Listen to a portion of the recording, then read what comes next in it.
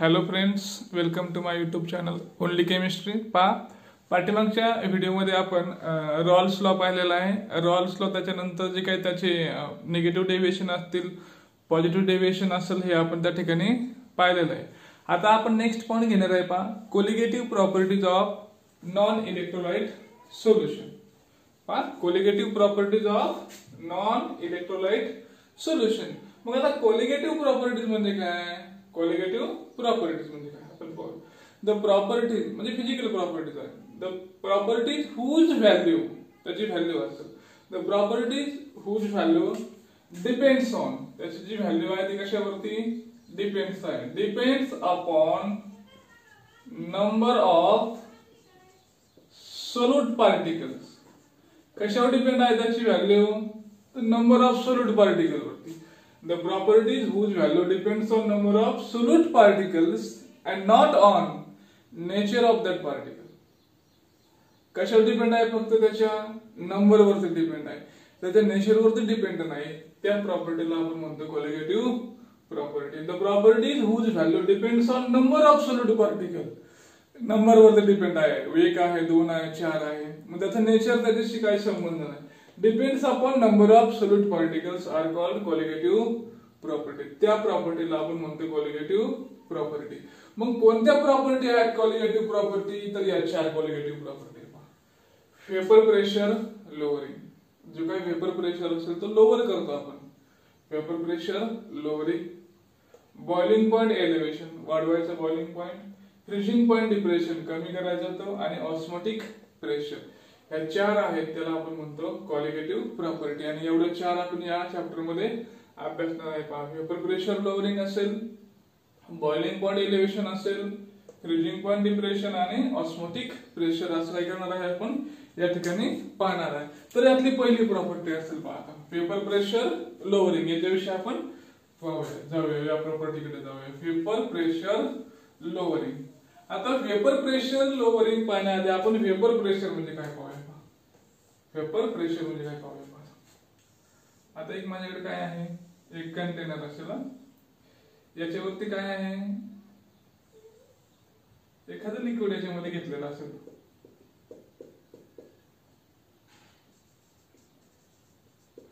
व्होलॅटाईल liquid असेल आणि याच्यावरती काय केलेलं आहे मी, आता हे झाकण ठेवलेलं असेल. आता काय होतं, असं टेम्परेचर थोडस वाढलं की काय होतं, याच्यामध्ये जे काही वेपर्स असतात त्या सोल्युशनच्या वरती येतात. पण याला काय आहे, वरती चान्स नाही काय बाहेर जायला. मग काय होतं, या वेपर इकडनं परत रिटर्न येतात. म्हणजे याला काय म्हणतो आपण, इव्हॅपोरेशन म्हणतो वर जाणाऱ्याला, बरोबर. आणि खाली जे येतात त्याला काय म्हणतो आपण, कंडेन्सेशन म्हणतो, बरोबर. त्याला काय म्हणतो, कंडेन्सेशन म्हणतो. म्हणजे पहा, आता हे व्होलॅटाईल लिक्विड आहे, याच्यामधून वेपर वरती गेला. वरती काय झाला, कंटेनरचे जे काही झाकण असेल, क्लोज कंटेनर असेल, त्याच्या झाकणाला आदळल्या आणि कुठं आल्या, परत त्या खाली आल्या. म्हणजे या ठिकाणी काय आहे, दोघांमध्ये इक्विलिब्रियम आहे. दोघांमध्ये इक्विलिब्रियम आहे. कोणामध्ये इक्विलिब्रियम आहे? इव्हॅपोरेशन आणि कंडेन्सेशन. त्यावेळेस जो प्रेशर असेल, त्यावेळेस जो सोल्युशनच्या वरती जो प्रेशर असेल, इथे जो प्रेशर असेल त्याला म्हणतो आपण वेपर प्रेशर. आता त्याचे डेफिनेशन पाहूया. The pressure exerted by vapours of a liquid. या लिक्विडच्या वेपरनं एक्झर्ट केला. Pressure exerted by vapour of liquid on the surface of liquid. कुठे एक्झर्ट केला? त्या लिक्विडच्या सरफेस वरती. कोणी एक्झर्ट केला? त्या वेपरनं एक्झर्ट केलं. The pressure exerted by vapour of a liquid on the surface of liquid when equilibrium between evaporation and condensation, that pressure is called vapour pressure. त्या प्रेशरला आपण म्हणतो वेपर प्रेशर. आणि हा प्रेशर आता काय करायचा, आपल्याला कमी करायचा. हा प्रेशर आपल्याला कमी करायचा आहे. पहा, तर त्याच्या आधी आपण पाहूया लिक्विडचे 2 टाइप्स असतात. पहा, लिक्विडचे 2 टाइप्स आहेत, ते पाहूया आपण. पहा, आधी सुरुवातीला पाहूया व्होलॅटाईल आणि दुसरं आहे नॉन व्होलॅटाईल. व्होलेटाईल, नॉन व्होलेटाईल. आता जे काही व्होलेटाईल आहे याचं इव्हॅपोरेशन काय होतं, इझिली होतं. इव्हॅपोरेशन इझिली होतं. इव्हॅपोरेशन इझिली म्हणजे याचा काय असतो, याचा जो काय बॉइलिंग पॉइंट असतो हा कसा असतो, लोअर बॉइलिंग पॉइंट असतो. आणि हे कसं आहे आता नॉन व्होलेटाईल, याचं काय आहे, नो इव्हॅपोरेशन इझिली, त्याचं इझिली इव्हॅपोरेशन होत नाही. आणि याचा जो काय बॉइलिंग पॉइंट असेल तो काय असतो, याच्यापेक्षा निश्चितच हायर असतो, निश्चितच हायर या ठिकाणी असतो. मग आता पहा, एक व्होलेटाईल आहे आणि दुसरं नॉन व्होलेटाईल आहे. हे जर दोन मिक्स झाले तर काय होईल, हे दोन आता काय झाले, मिक्स झाले. हे जर दोन मिक्स झाले तर काय होणार आहे, याचा जो काय बॉइलिंग पॉइंट असेल, याचा जो काय बॉइलिंग पॉइंट असेल तो थोड्याफार प्रमाणात काय होईल, कमी होईल, तो कमी होईल. तो बॉइलिंग पॉइंट कमी झाला म्हणजे काय होईल, याचे व्हेपर्स पण काय निघतील, कमी निघतील. आणि व्हेपर जर कमी निघल्या तर काय होणार आहे, याचा व्हेपर प्रेशर काय होईल, लोअर झालेला आपल्याला पाहायला मिळेल. तर याच्याकडे आपण आता काय करूया, डिटेल मध्ये या ठिकाणी आपण जाऊया. पहा काय म्हणतात याच्यामध्ये. आता मग काय आहे आपला vapour pressure lowering. Experiment have shown that when a non-volatile, non-ionizable solid, आता असं एक्सपेरिमेंट मध्ये दाखवलं आहे की पहा कसं आहे, नॉन व्होलेटाईल आहे आणि नॉन आयोनायझेबल आहे. असं काय करायचं, सोल्यूट मिक्स करायचं. कशामध्ये, सॉल्व्हंट मध्ये मिक्स करायचं. पहा काय म्हणलेलं आहे, vapour pressure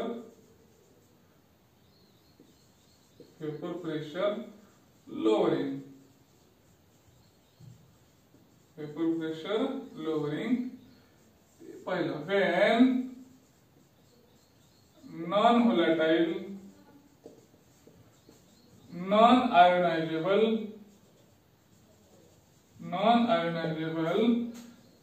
solute is mixed with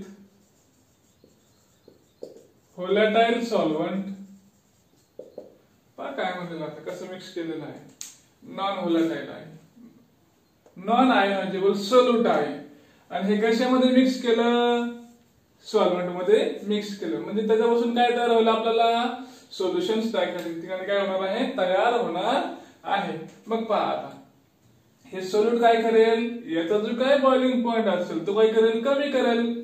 boiling point काय होईल, कमी होईल. कसं कमी होईल ते आपण पाहूया. When non-volatile, non-ionizable solute is mixed with a volatile solvent, then the vapor pressure lowering is observed. Vapor pressure lowering त्या ठिकाणी आपल्याला काय करतो, पाहायला मिळतं. पहा पुढे जाऊया आपण काय म्हणूया याच्यामध्ये. पाहता the vapor pressure of solution is lower than that of pure solvent. In other words, vapor pressure of solvent is lowered by dissolving non-volatile solute into it. When the solute is a non-volatile, it does not contribute to the vapor pressure above the solution. मग आता पाहता काय करूया आपण, याच्यामध्ये आपण काय घेतलंय, कंटेनर घेतला. याच्यामध्ये काय आहे आता, सोल्यूट प्लस सॉल्व्हंट दोन्ही पण आहे आपल्याकडे. मग यात कोणाचे व्हेपर्स होणार आहेत, फक्त सॉल्व्हंटचे होतील, बरोबर. इथे जातील, त्या आदळतील, परत रिटर्न येतील, बरोबर. पण ज्या वेळेस फक्त हा सॉल्व्हंट असतो, फक्त हा काय आहे याच्यामध्ये सॉल्व्हंट आहे, बरोबर. याचा जो काय वरचा सरफेस आहे तो कोणी एक्वायर केलाय, फक्त सॉल्व्हंट. आणि इथे कोणी एक्वायर केलाय, सोल्यूट आहे आणि सॉल्व्हंट आहे. म्हणजे याचा जो काय सरफेस एरिया आहे, इथे जेवढा सरफेस आहे त्याच्यापेक्षा निश्चितपणे इथे लोअर सरफेस एरिया आहे, लोअर सरफेस एरिया. मग इकडे त्याला सरफेस एरिया जर वरती कमी असेल तर ते इझिली वरती जाईल का, जाणार नाही. म्हणजे इथे जे काय त्याचं प्रेशर एक्झर्ट करण्याचं जे काय प्रमाण असेल ते काय असेल, लोअर असेल. कसं असेल ते, लोअर त्याचं काय असेल, प्रमाण असेल. मग हे जर लोअर असेल तर काय होईल, त्याचे जे काही व्हेपर्स असतात ते कशा जातील, कमी जातील. म्हणजे निश्चितपणे काय होईल, या प्युअर सॉल्व्हंट पेक्षा हे जे काय आपलं सोल्युशन आहे याचा वेपर प्रेशर कसा असणार आहे, लोअर असणार आहे. याचा वेपर प्रेशर कसा असणार आहे, लोअर असणार आहे. मग आपण पुढे कन्सिडर करूया. Consider P01. Consider P01. P01 is the vapor pressure of pure solvent, and P1 is the vapor pressure of solution when non-volatile solute is added to pure solvent. तर प्युअर सॉल्व्हेंट मध्ये काय केलं आपण, non volatile solute add केलं. त्याच्यानंतर त्याचा pressure किती आहे, P1 आहे आणि याचा किती P01. म्हणजे जो काही वेपर प्रेशर कोणता जास्त आहे इथं, याचा जास्त आहे आणि याचा कमी आहे, लोअर होते. म्हणजेच therefore आता मग व्हॅल्यू जास्त कोणाची असेल, P01 is greater than P1. P01 ची व्हॅल्यू काय आली, जास्त आली. कशापेक्षा, P1 पेक्षा, कारण ह्याचा वेपर प्रेशर काय आहे आपला, कमी आहे. Then lowering of vapor pressure is delta P. त्याच्यामध्ये असणारा चेंज वेपर प्रेशर मध्ये असणारा कसा येईल, P01 minus P. P01 minus P1 is the lowering of vapor pressure. हा मिळाला आपल्याला lowering of vapor pressure. आता हे का झालं, तर याच्या विषयी आपण जाणून घेऊया. Why this occur? याचा जो काय वेपर प्रेशर आहे तो कमी का झालेला आहे. तर पहा आपण त्याच्यामध्ये काय मिक्स केलेलं आहे, आपण त्याच्यामध्ये आपण मिक्स केलं नॉन व्होलेटाइल सोल्यूट. आता हे जे काय नॉन व्होलेटाइल सोल्यूट आहे ते कसं आहे, आपलं नॉन व्होलेटाइल आहे. म्हणजे याचा जो काय बॉइलिंग पॉइंट असेल तो कसा असणार आहे, हायर असणार आहे. कसा असणार आहे, हायर असणार आहे. म्हणजे जो काही वेपर प्रेशर असेल, जो काही वेपर प्रेशर तयार होईल त्यात हे कॉन्ट्रीब्यूट होईल का, नाही. They do not contribute to vapour pressure above the solution or liquid. त्या लिक्विड वर जो काय वेपर प्रेशर येईल त्याच्यामध्ये हे कॉन्ट्रीब्यूट होत नाही. Second one, the surface area for. आता ज्यावेळेस आपण हे दोन मिक्स करतो, याच्यामध्ये काय आहे आपला हा सुरुवातीचा सॉल्व्हंट आहे, नंतर काय मिक्स केलं आपण, त्यात नॉन व्होलाटाइल सोल्यूट मिक्स केला, बरोबर. आता एवढा जो काही सरफेस एरिया आहे तो सगळा या सॉल्व्हंटला मिळेल का, नाही. काही प्रमाणामध्ये त्याच्यामध्ये काय असणार आहे, वरच्या बाजूला सोल्यूट सुद्धा असणार आहे. म्हणजे जो काही सरफेस एरिया असेल तो अवेलेबल होता, त्याच्यापेक्षा काय झालं, सरफेस एरिया कमी झाला. The surface area for solvent molecule is reduced, solvent molecule is reduced, then the vapor pressure is lowered. त्याचा जो काय वेपर प्रेशर असेल तो काय होईल, कमी होईल. अशा प्रकारे हे आपल्याला सांगता येईल. पहा, vapour pressure lowering for solutions of non volatile solute. आता असं सोल्युशन आहे की ज्या सोल्युशन मध्ये काय आहे, सॉल्व्हंट आपला कसा आहे, व्होलाटाइल आहे, पण सोल्यूट कसं आहे आपलं, नॉन व्होलाटाइल आहे. सोल्यूट कसं आहे, नॉन व्होलाटाइल. त्याच्यामध्ये जागा in a solutions of non volatile solute the law is applicable only to the volatile solute. पण ज्याला वेपर प्रेशर आहे त्यालाच काय आहे, फक्त हा लॉ ऍप्लिकेबल आहे. आपण पाठीमागे पाहिला राहुल्स लॉ. तो कसा आहे पार्शियल व्हेपर प्रेशरशी त्याचा जो रिलेटेड आहे आणि मोल फ्रॅक्शनशी रिलेटेड आहे कधी तो व्होलेटाईल असेल तर the law state that the vapour pressure of a solvent फक्त सॉल्व्हंटला आहे the vapour pressure of a solvent over the solution त्या सोल्युशनच्या वरती असणारा जो काय प्रेशर असेल त्याला is equal to the vapour pressure of that pure solvent त्या प्युअर सॉल्व्हंटचा व्हेपर प्रेशर मल्टिप्लाइड बाय त्याला गुणाकार करायचा multiplied by its mole fraction in the solution त्या सोल्युशनच्या मोल फ्रॅक्शन वरती हे डिपेंड्स असणार आहे दस P1 त्याचा प्रेशर असेल P1 equal to P01 vapour pressure of that pure solvent into mole fraction of that solvent त्या सॉल्व्हंटच्या मोल फ्रॅक्शनशी डिपेंड्स असेल मग हा जो काही ग्राफ मिळाला आपल्या कशाचा ग्राफ आहे P वर्सेस x1 असेल P1 versus x1 the graph of P1 versus x1 is a straight line x equal to 0 असेल तर त्याचा व्हेपर प्रेशर सुद्धा काय असणार आहे 0 असेल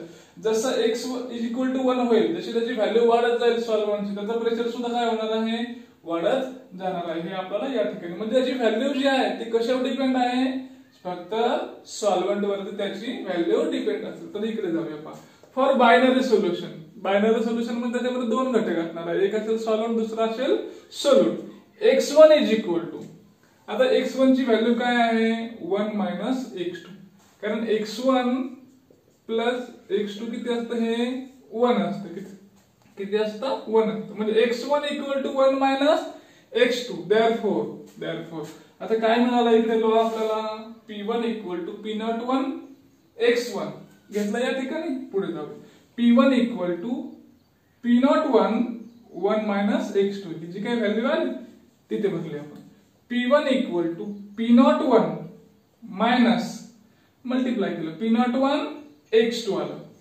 और P01 minus P1 equal to P01 x2 but आता हे चेंज केलं आपण equation but P01 minus P1 equal to delta P ती व्हॅल्यू काय आली डेल्टा P आणि डेल्टा P काय आपला लोअरिंग ऑफ व्हेपर प्रेशर ही त्याची व्हॅल्यू कशाची आहे व्हेपर प्रेशर लोअरिंगची then delta P equal to P01 into x2 आता याची व्हॅल्यू कशावर डिपेंड आहे x2 वरती म्हणजे डेल्टा P ची जी काही व्हॅल्यू आहे ती कशावर डिपेंड आहे व्हेपर प्रेशरच्या सॉल्व्हंटचा व्हेपर प्रेशरवर डिपेंड आहे प्युअर सॉल्व्हंटच्या आणि अजून कशावर डिपेंड आहे x2 म्हणजे मोल फ्रॅक्शन ऑफ सोल्यूट वरती डिपेंड आहे thus value of delta P depends upon the number of solute particle x2 काय आहे मोल फ्रॅक्शन आहे मोल फ्रॅक्शन म्हणजे काय आहे तो नंबर आहे कशाचा सोल्यूट पार्टिकलचा नंबर आहे thus delta P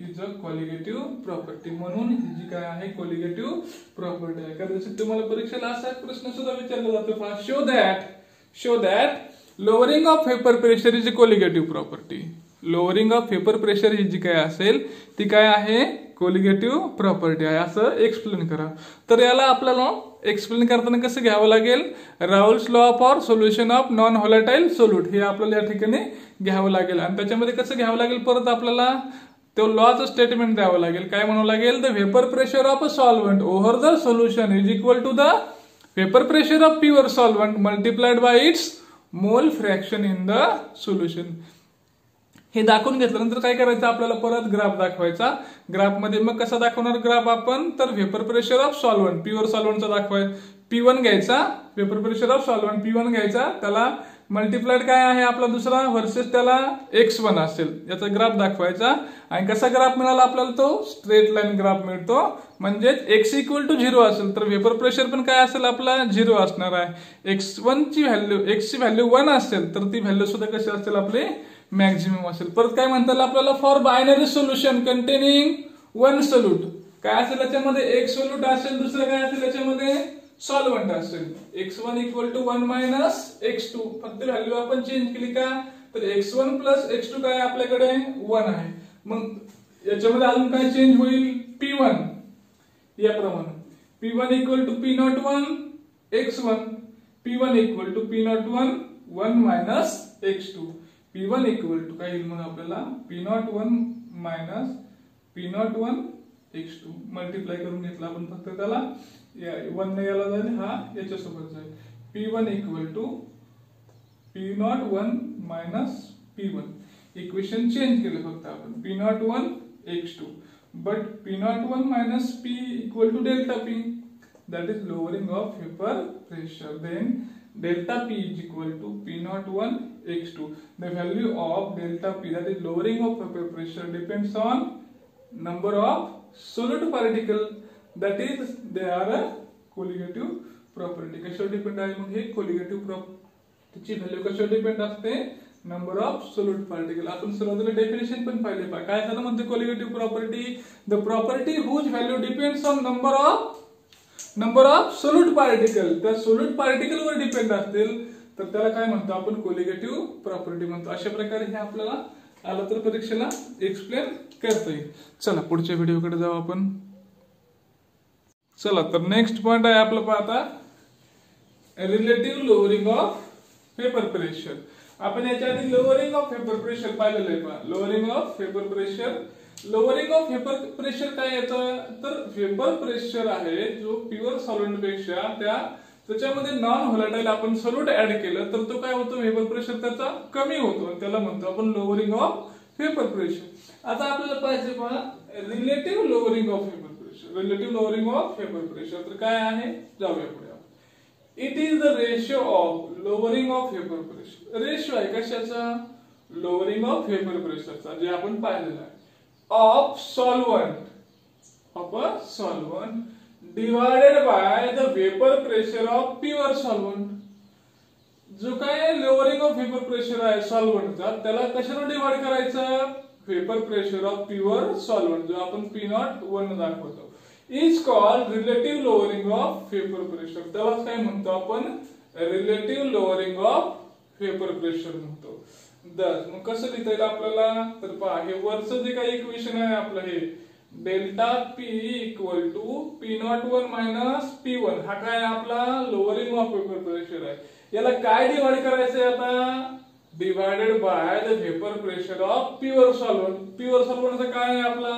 P01. म्हणजे हे जे काही इक्वेशन असेल याला म्हणायचं relative lowering of vapour pressure. Delta P upon P01 equal to P01 minus P1 upon P01. याला दिलेला आहे नंबर 1. आपण मग पहा आता कसं घेता येईल. But we know that delta P, अजून एक इक्वेशन आपल्याला माहिती आहे. काय इक्वेशन पाहिलं होतं आपण? पहा delta P equal to P01 into x2. P01 into x2. मग x2 ची व्हॅल्यू काय येईल इथे? and x2 equal to delta P upon P01. Delta P upon P01. Then मग ही जी व्हॅल्यू आहे ती कुठे आहे? इथे आहे पहा डेल्टा P अपॉन P01 म्हणजेच काय आहे? x2 आहे. म्हणजे असं घेता येईल therefore delta P upon P01 equal to x2 equal to P01 minus P1 upon P01. आता काय आलं मग इथं? ही जी काय व्हॅल्यू आहे relative lowering of vapour pressure हे काय आलं? कशा बरोबर आलं? x2 बरोबर आलं. आणि x2 काय आहे आपलं? Number of moles of solute. सोल्यूटचे काय असणार आहे ते? नंबर असतात त्याचे, है की नाही? फ्रॅक्शन असेल, मोल फ्रॅक्शन आहे सोल्यूटचं बरोबर ते. पहा relative lowering of vapor pressure is depends upon mole fraction of solute in the solution, therefore it is a colligative property. मग परीक्षेला तुम्हाला क्वेश्चन येतो show that relative lowering of vapor pressure is a colligative property. तर इथून इथपर्यंत तुम्हाला explanation देणं गरजेचं असेल. मग कसं सांगता येईल त्याला? डेफिनेशन घ्यायची त्याची. It is the ratio of lowering of vapor pressure of a solvent divided by the vapor pressure of pure solvent. त्याला डिवायडेशन करून दाखवायचं. नेक्स्ट काय लिहायचं? त्याचं इक्वेशन लिहायचं delta P upon P01 equal to P01 minus P1 upon P01. आणि दुसरं इक्वेशन दाखवायचं दॅट इज आपण काल पाहिलेलं पहा. But we know that delta P equal to P01 x2. Therefore, for x2, this equation becomes changes for delta P upon P01. Therefore, delta P upon P01 equal to x2 equal to P01 minus P1 upon P01. The relative lowering of vapor pressure depends upon mole fraction of a solute in the solution. Therefore it is a colligative property. म्हणून ही काय आहे आपली colligative property आहे. अशा प्रकारे हे relative lowering of vapour pressure आपल्याला सांगता येईल. पहा पुढे एक आपल्याला रिलेशन आहे. पहा पुढे एक आपल्याला रिलेशन दिलेलं आहे. ते रिलेशन आहे ते आपण पाहणार आहे. पहा मोलार मास ऑफ सोल्यूट. सोल्यूटचं काय दिलेलं आहे मोलार मास दिलेला आहे. मग ज्यावेळेस आपण मास घेत असतो पहा ज्यावेळेस मास घेतो त्यावेळेस ते मोलार मास न घेत असतो म्हणजे एम न दाखवतो आपण ते. आणि ज्यावेळेस वेट घेत असतो ते आपण डब्ल्यू दाखवत असतो. तर आपण जाऊया पहा पुढे. Relative lowering of vapour pressure is equal to mole fraction of solute. आता जे आपण फायनल इक्वेशन पाहिलं x2 काय आलं आपलं x2 equal to P01 minus P1 upon P01. आताच पाहिलं equation. Mole fraction of any component of a solution मग ते सोल्यूट असेल किंवा solvent is equal to its mole divided by total moles for solute. एखाद्या कंपोनेंटचं जर आपल्याला मोल फ्रॅक्शन करायचं असेल म्हणजे सोल्युशन मध्ये मग सॉल्व्हेंट असेल किंवा सोल्यूट असेल त्याचे काय शोधायचं आपल्याला मोल फ्रॅक्शन शोधायचे. तर ते कसं शोधतो आपण पहा. तर काय म्हणलेलं आहे any component of solution is equal to its moles म्हणजे त्याचे असणारे मोल्स. सपोज आता आपल्याकडे दोन कंपोनेंट आहेत पहा ए आहे हा एक कंपोनेंट आहे आणि बी हा एक कंपोनेंट आहे. मग ए चे किती मोल आहे तर N1 एवढे मोल आहे. बी चे किती मोल आहे तर N2 एवढे प्रत्येकाचे मोल आहे. मग टोटल मोल किती झाले याचे N1 प्लस N2 एवढे काय झाले त्याचे टोटल मोल झाले. मग मला काय करायचंय आता याचं काय करायचंय मोल फ्रॅक्शन. मोल फ्रॅक्शन ऑफ ए चं मला मोल फ्रॅक्शन शोधायचं. मग यामध्ये ए चे किती मोल आहे N1 आहे. टोटल किती मोल आहे N1 प्लस N2. अशा प्रकारे हे मला ए चे मोल मिळतील. तसं मला बी चे काय मोल मिळतील. मग आता बी ची व्हॅल्यू किती आहे त्याचे मोल स्वतःचे मोल N2 आहे प्लस N1 अपॉन N2. मला हे बी चे मोल या ठिकाणी मिळतील. तसं आता काय शोधायचं आपल्याला सोल्यूटचं शोधायचं. आपण दाखवताना सॉल्व्हंट असेल तर सॉल्व्हंट ची व्हॅल्यू असेल ती नेहमी 1 न दाखवतो आणि सोल्यूट असेल पहा आपल्याकडे तर त्याला 2 म्हणतो आपण. मग ते M2 असेल W2 असेल X2 असेल याचे व्हॅल्यूज असतील तर कसे दाखवतो आपण 2 न दाखवतो. मग सोल्यूट साठी काय पाहूया आता N2 म्हणजे सोल्यूटचे moles divided by total mole N1 plus N2 असं आपल्याला घेता येईल. Where N1 and N2 are the numbers of moles of solvent and solute respectively. म्हणजे N1 कशाचे मोल्स आहेत तर सॉल्व्हंटचे मोल आहेत आणि N2 कशाचे मोल आहे सोल्यूटचे मोल आहेत. We concern with dilute solutions only. आपण जे काही कोलिगेटिव्ह प्रॉपर्टी पाहतो त्या कोलिगेटिव्ह प्रॉपर्टी कोण दाखवतं फक्त तर डायल्यूट सोल्युशन्स दाखवतात. Hence N1 is greater than N2 म्हणजे सोल्युशन कसं आहे आपलं अगदी डायल्यूट असणार आहे. म्हणजे याच्यामध्ये सॉल्व्हंटचं प्रमाण काय आहे आपलं खूप जास्त आहे आणि सोल्यूटचं प्रमाण खूपच कमी आहे. म्हणजे N1 ची जी काय व्हॅल्यू आहे ती काय असणार आहे खूप जास्त असणार आहे. and N1 plus N2 is nearly equal to N1.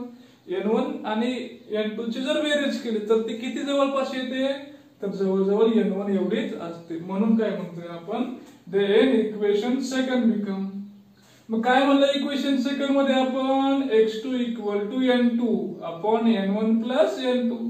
N2 ची व्हॅल्यू आपण आहे अशी ठेवली वरच्या बाजूला आणि खाली काय घेतलं फक्त याची जी काही बेरीज असेल ती नियरली किती आहे N1 आहे. या ठिकाणी N1 घेतलं. and आता x2 म्हणजे काय आपला या ठिकाणी पहा असं पण इक्वेशन आहे डेल्टा p अपॉन p01 अशी व्हॅल्यू आपली आहे. इकडे आपण इक्वेशन पाहिलं होतं. and delta p upon p01 equal to N2 minus N1. इथपर्यंत आपण आता पोहोचलेलो आहे. पहा आपण पुढे जाऊया. आता काय काय म्हणता येईल आपल्याला जे काय सोल्यूट्स असेल ते जे मोल्स असतील ते काय केले आपण डिझॉल्व केलेले आहे. सोल्यूटचे मोल ज्यावेळेस आपण डिझॉल्व करत असतो तर त्याला काय पाहिजे आपल्याकडं सॉल्व्हंट पाहिजे. मग सॉल्व्हंट असेल तर सॉल्व्हंट मध्ये काय करणार आपण ते डिझॉल्व त्या ठिकाणी करणार आहे. पहा चला पुढे जाऊया. मग आता पहा इक्वेशन सेकंड आहे. सेकंड काय मिळेल आपल्याला, तर डेल्टा पी अपॉन पी not one equal to n2 upon n1. आता आपण सोल्युशन प्रिपेअर करतोय. पहा सोल्युशन प्रिपेअर करताना काय होईल, ज्या वेळेस आपण काय करू, W2 म्हणजे वेट आहे, कशाचं, सोल्यूटचं वेट आहे, W2 gram of solute in W1 gram of solvent, त्याला डिझॉल्व केलं आणि आपल्याला सोल्युशन तयार झालं. The moles of solute and solvent is given as. मग या सोल्यूटचे किती मोल असतील आणि सॉल्व्हंटचे किती मोल असतील, तर n2 आहे. पहा म्हणजे कशाचे, आपले सोल्यूटचे आले. W2 त्याचं वेट आहे, कशाचं, सोल्यूटचं वेट आहे. आणि m2 काय आहे, मोलार मास आहे, कशाचं, सोल्यूटचं मोलार मास. त्याप्रमाणे n1 काय आहे, number of moles of solvent. W1 काय आहे, सॉल्व्हंटचं वेट आहे. आणि हे त्याचं काय आहे, ते काय आहे, त्याचं मोलार मास ऑफ सॉल्व्हंट. मग ह्याचे व्हॅल्यू आला n2 आणि n1 च्या, त्या कुठे टाकायचे, आपलं इक्वेशन नंबर 2 मध्ये. Where m1 and m2 are molar masses of solvent and solute respectively. ते त्याचे molar mass. From equation second and third we get, second आणि थर्ड वरून आता ही जी व्हॅल्यू बरोबर काय आहे, x2 बरोबर आहे. म्हणजे x2 equal to delta p upon p not 1 equal to, आता ह्या व्हॅल्यू कशाच्या, n2 आणि n1 च्या, W2 upon m2 W1 upon m1. आता ही जी x2 ची व्हॅल्यू आहे ती बरोबर काय आहे आपल्याकडे अजून, तर p01 minus p upon p01. हे जे व्हॅल्यू आहे हे कशाचे आहे, relative lowering of vapour pressure. जसे की आपण असं पाहिलं होतं, पहा p01 upon p equal to p01 equal to delta p upon p01, relative lowering of vapour pressure. आणि हे जे व्हॅल्यू बरोबर काय आलते आपल्याला, x2 आलता. x2 आलता म्हणजे कसं आलतं हे आपल्याला, x2 कसं आलतं, हे delta p equal to p01 x2 आलतं.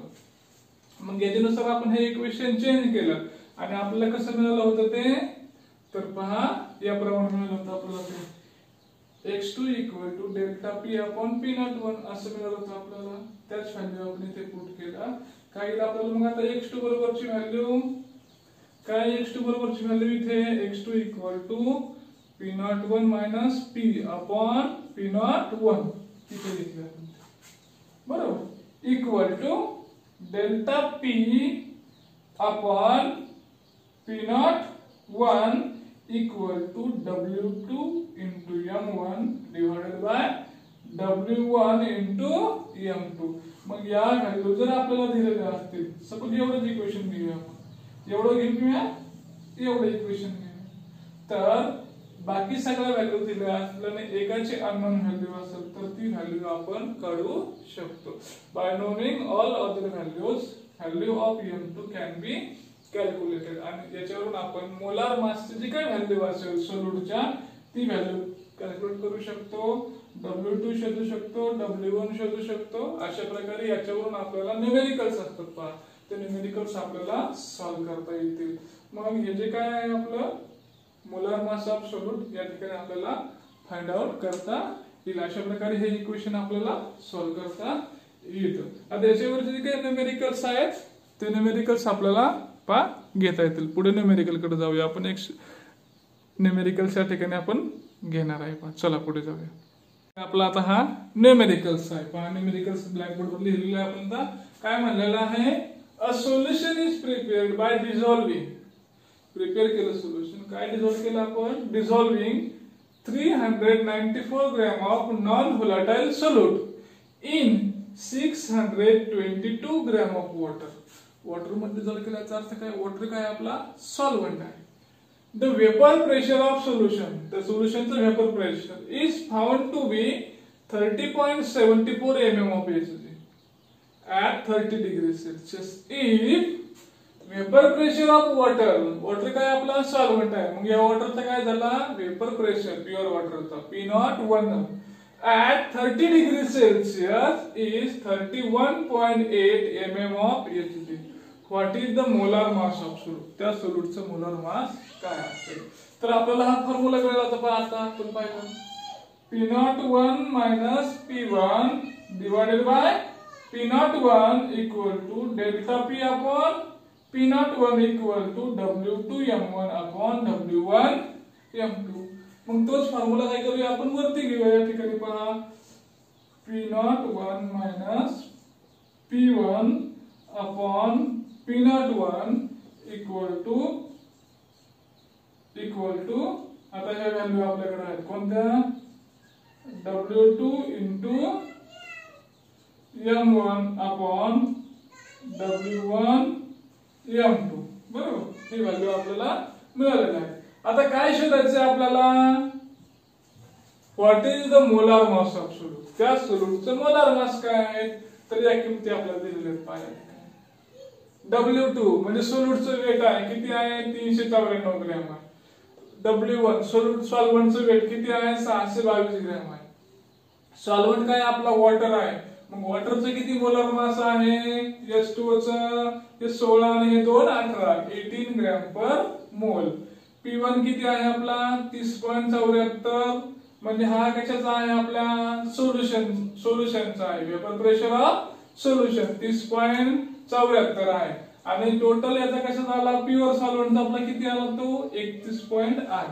ते व्हॅल्यू आपल्याला भरायच्या. तर आपण व्हॅल्यू भरूया. पहा P01 किती आहे आपला 31.8 बरोबर. त्याला मायनस किती 30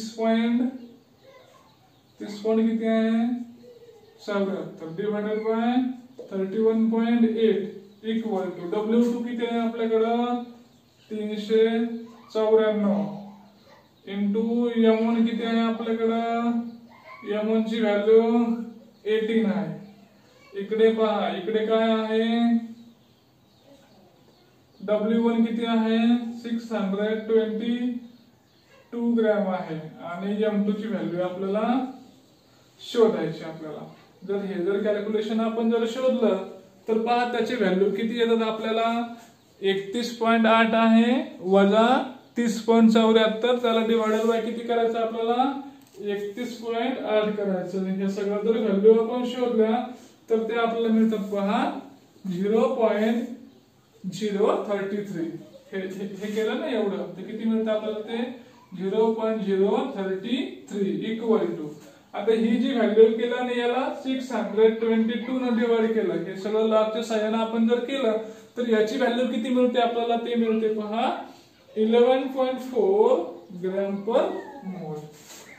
11.4 ग्रॅम पर मोल डिवाइडेड बाय M2. मग आता M2 ची व्हॅल्यू शोधायची आपल्याला. M2 ची व्हॅल्यू शोधायची. मग हे इक्वेशन अजून खाली गेल्यानंतर ते मॉडिफाय होईल आणि आपल्याला काय मिळेल पहा value M2 is equal to 11.4 gram per मोल डिवाइडेड बाय 0.033 हे शोधलं आपल्याला तर मिळतं 342 ग्रॅम पर मोल. M2 equal to 342 gram per मोल. अशा प्रकारे आपण ह्या व्हॅल्यू काय करू शकतो फाइंड आउट करू शकतो 342 ग्रॅम पर मोल. आता असंच तुम्हाला प्रॉब्लेम येतात फक्त व्हॅल्यू काय होतं थोडेफार इकडे तिकडे चेंज केलेल्या असतात. अशा प्रकारे हे न्यूमेरिकल्स आपल्याला या ठिकाणी सॉल्व्ह करता येतील. ठीक आहे. इथपर्यंत आपण या व्हिडिओमध्ये पाहिलेलं आहे. बाकी नेक्स्ट व्हिडिओमध्ये पाहूया. Okay thank you.